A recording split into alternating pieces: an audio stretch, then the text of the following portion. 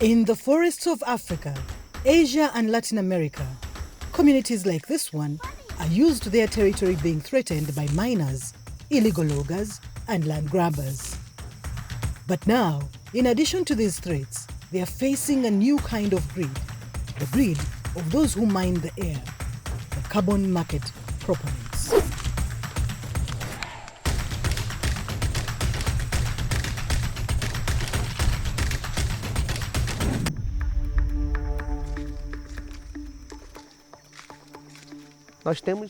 We have suffered a lot of harassment from companies that want to buy carbon within our communities.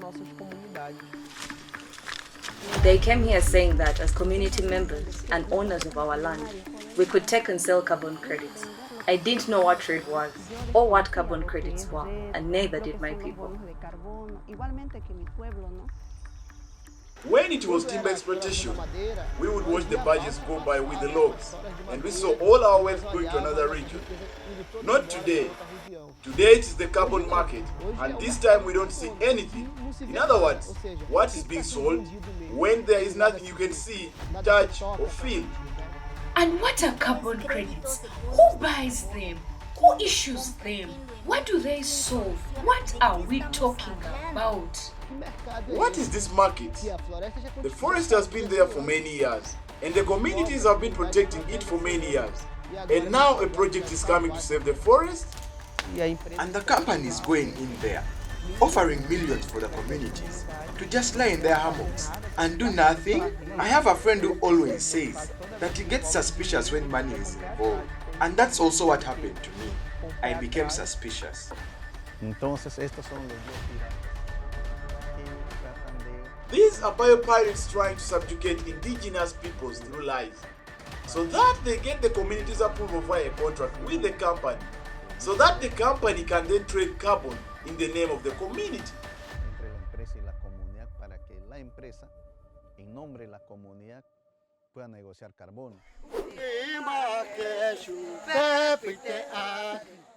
To address this complex reality, representatives of communities from different countries came together in the Capô indigenous territory in the Brazilian Amazon.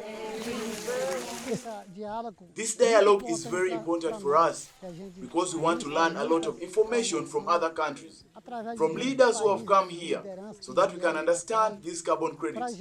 Because many people have already had experiences with carbon credits, and they are already going through problems and difficulties. This is what we have to talk about amongst ourselves to debate against REDD.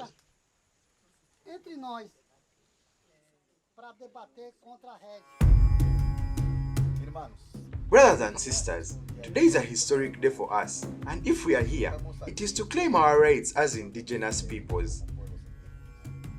And the carbon projects are causing division within the peoples and within indigenous families. They talked about the different strategies that companies, NGOs and governments use to approach their communities and sell carbon credits from their territories. They were very strategic because they used an indigenous person. They used her to get to us. But they did not actually hold a prior consultation in our territory. They held it in the city. They paid for people's hotels and meals. They treated them very well in order to be able to greenlight the project. We are also here to contribute, to share some of our experiences. This agreement was made in isolation. They only invited a few leaders and a few people, and with that they made it look like they had the support of all of our people so that they could access the carbon credits. We rejected this, saying that we, the Munduruku people, did not accept this project in our territory. They asked us to sign meeting minutes verifying the presence of the inhabitants who were at the meeting. And I later found out through a project document that this list that they had requested was used to verify that the people were in agreement with the project and the people were not. They did not even know that this list was going to be used to say they were in agreement with the project. When I discovered this, The project had already sold a lot of carbon credits.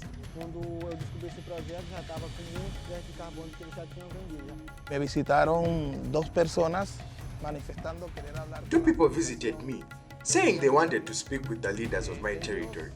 They wanted to move forward on a project with children and the elderly. And they brought gifts and an invitation to a meeting that was held in the territory.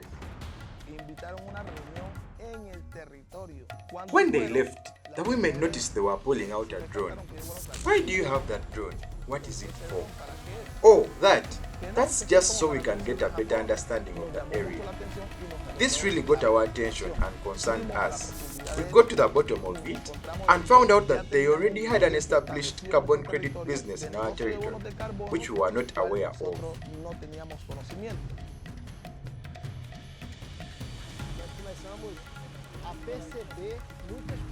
We began to notice a lot of outsiders whom we perceived were not from the region or territory, and we investigated to understand what those people were doing there. This is how we found out that there was a project within the territory. We found this out after it had been going on for 10 years, and we were able to initiate a lawsuit against Vera, which had certified the REDD project in the community's territory. This is how the project was slowed down, not stopped, but slowed down, and now it is in the courts.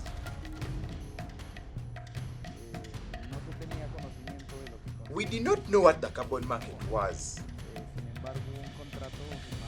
Yet there was a contract that had been signed without a consultation, without the free and informed consent of the communities.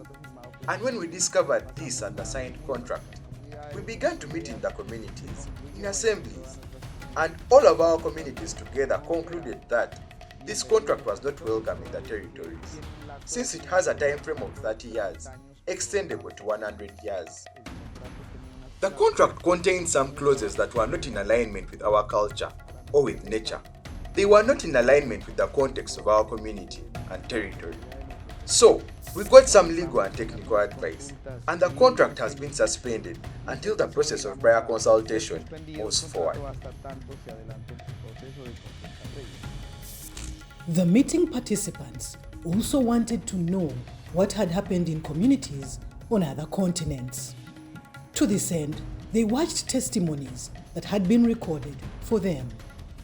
The testimonies show that women suffer from the most severe impacts, and yet their voices are rarely heard. REDD has a huge impact on women, especially in our village, because the women in our village were prohibited from entering the forest. This means that women were also prohibited from farming. We were not able to grow rice because we were not allowed to burn the forest, which is the way that we traditionally grow crops. Also, the women were no longer allowed to collect firewood or medicinal plants. This has also affected the men who used to hunt in the forest. This has affected us because we are very dependent on the forest.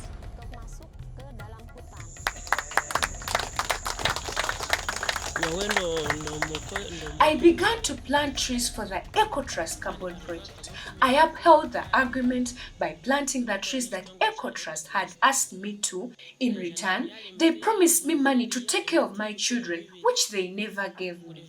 Since I planted those trees, I have not made a single dollar from them, but I have children to take care of and to feed. It got to a point where I could not guarantee that I could provide food for my children through the planting of those trees. So I decided to cut down the trees and plant banana trees, as you can see in the background. When I cut down the trees and started growing food, they began to threaten me, calling me on the phone in the afternoon and at night.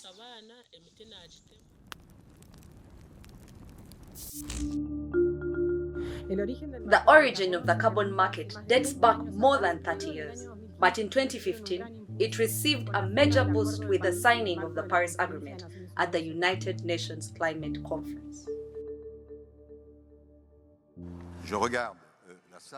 I look around this room and I see that the reaction is positive. I hear no objections. The Paris Climate Agreement is adopted. Promoters of the carbon market present it as the solution to the climate crisis that the world is facing. In fact, it is far from being a solution to our current problems.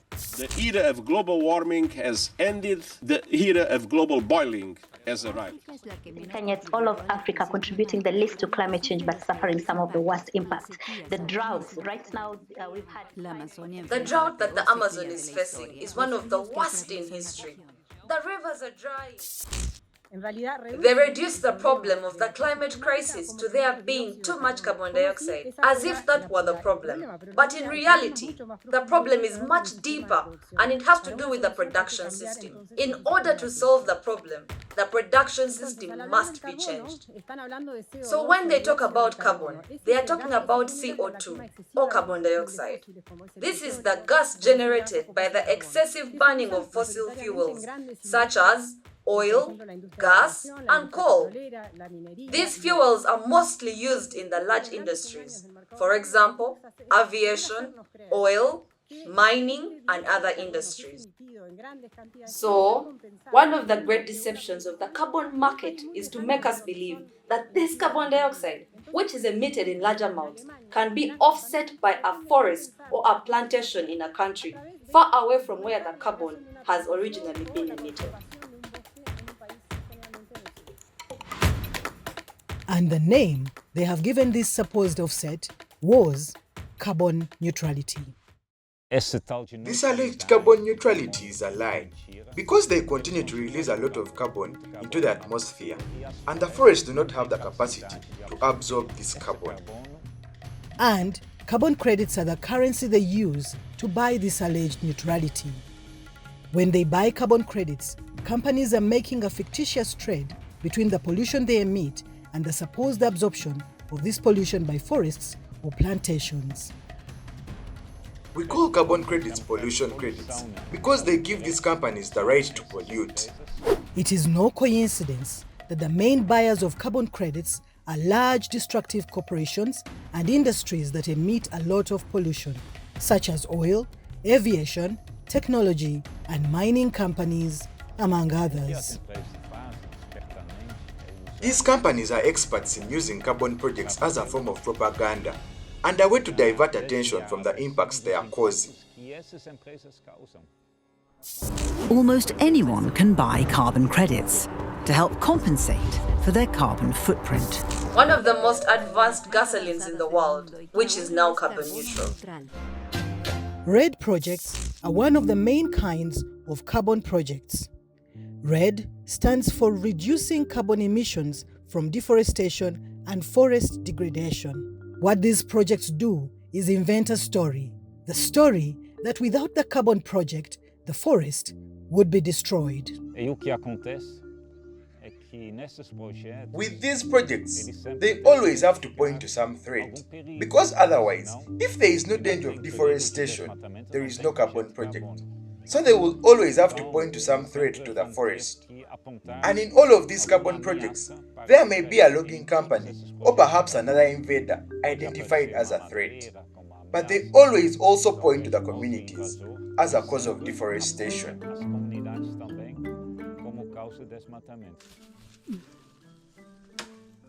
According to the projects, when a community collects firewood or uses fire in a small area for cultivation, it is causing the same destruction and contamination as an oil or mining company. Carbon projects blame communities for deforestation and consequently impose restrictions and prohibitions on them regarding how they can use their own territories. Ultimately, these projects are not selling carbon. What they are selling is the promise to protect forests, saying that communities do not know how to or cannot protect the forests themselves. And they call that promise a carbon credit. These carbon credits are certified by companies such as Vera and then sold by private companies or NGOs.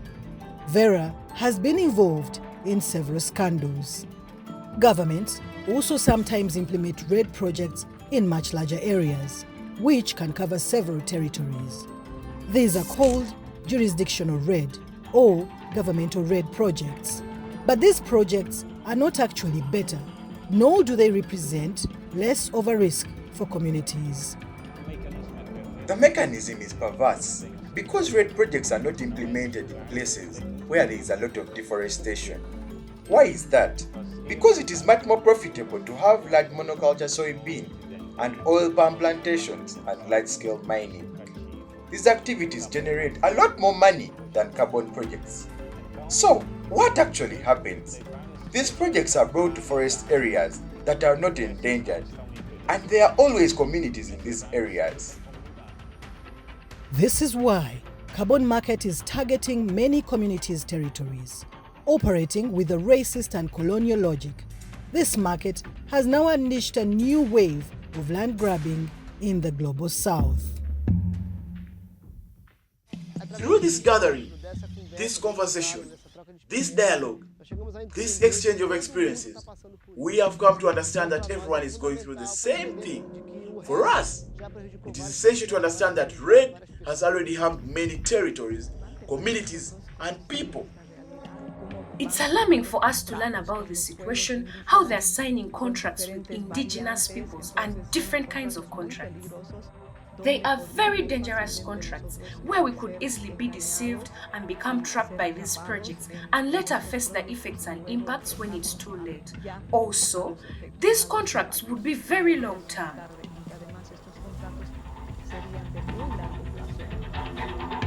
When these projects come to the communities, they do not recognize our way of life. They do not recognize our cultures, customs, or traditions. Most of all, they do not recognize our traditional knowledge, which has always been passed down from generation to generation, in which we use nature as a means of subsistence.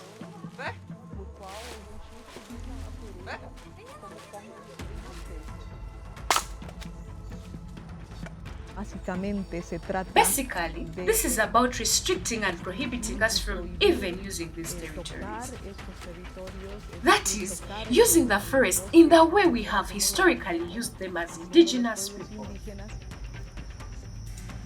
This project comes from the top down. So, there are two visions of the territory. The vision of the community, our vision as peoples and traditional communities, and the vision of the big capitalist companies that are in the market, wanting to make more profits, and they want to continue polluting.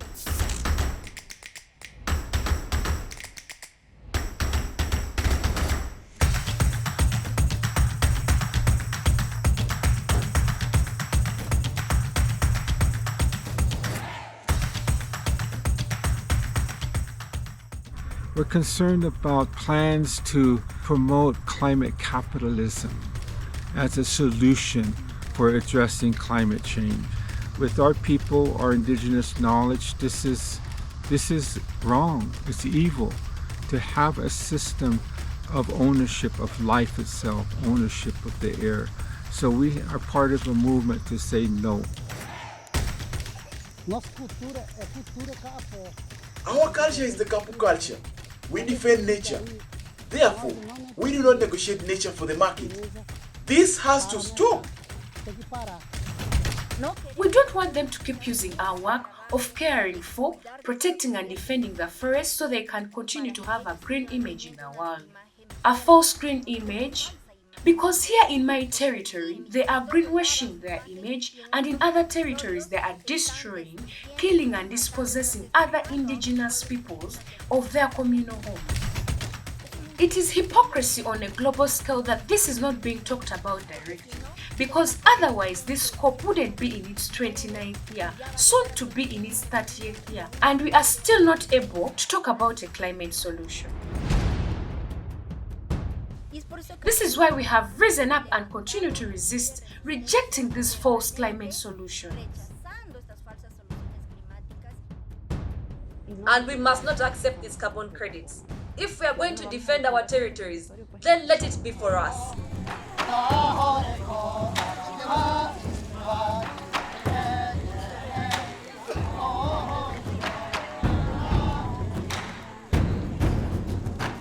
Not REDD!